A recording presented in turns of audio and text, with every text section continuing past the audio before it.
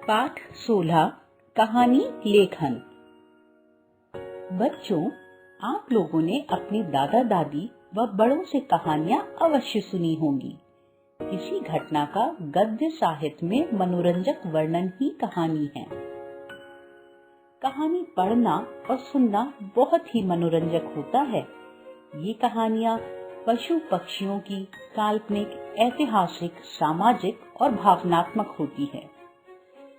नीचे कुछ कहानियां दी गई हैं, उन्हें पढ़िए तथा लिखने का अभ्यास कीजिए।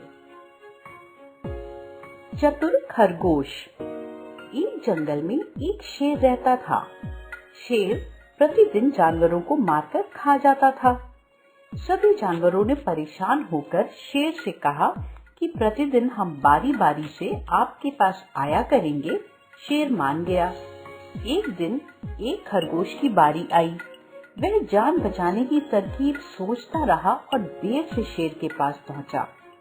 शेर ने उससे देरी से आने का कारण पूछा तो उसने बताया कि उसे रास्ते में कुएं में रहने वाले एक अन्य शेर से रोक लिया था। शेर ने गुस्से से पूछा, यहाँ जंगल में दूसरा शेर कौन सा है? खरगोश ने उत्तर दिया, आप मेरे साथ चलिए, मैं आपको दूसरा शेर दिखाता हूँ।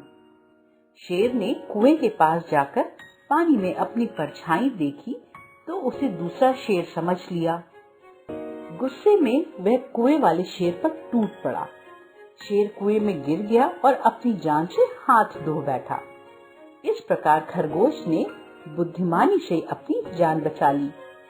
सीख: अपनी बुद्धिमानी से हम बड़े से बड़े शत्रु को भी हरा सकते हैं।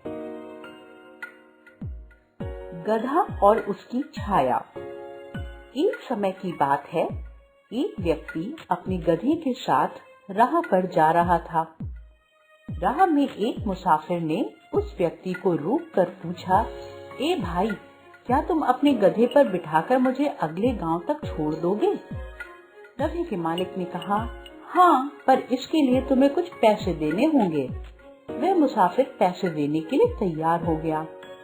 मुसाफिर गधे पर बैठ गया और वे राह पर चल दिए।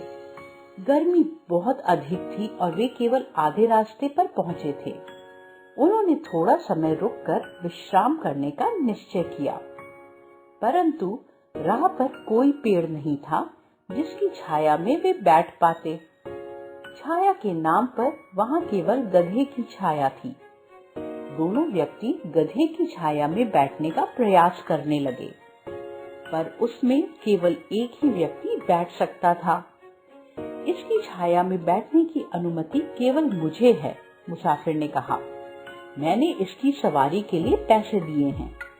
नहीं, मालिक ने कहा, तुमने केवल सवारी के लिए पैसे दिए हैं, छाया में बैठने के लिए नहीं।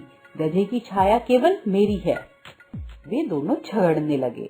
गधा उन दोनों के झगड़े को सुनकर परेशान हो गया।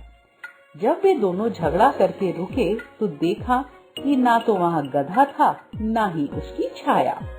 मुसाफिर ने गधे के मालिक से अपने आधे पैसे वापस लिए और धूप में अपनी राह चल दिया। गधे के मालिक को भी कड़ी धूप में गधे को ढूंढने में घंटों बिताने पड़े।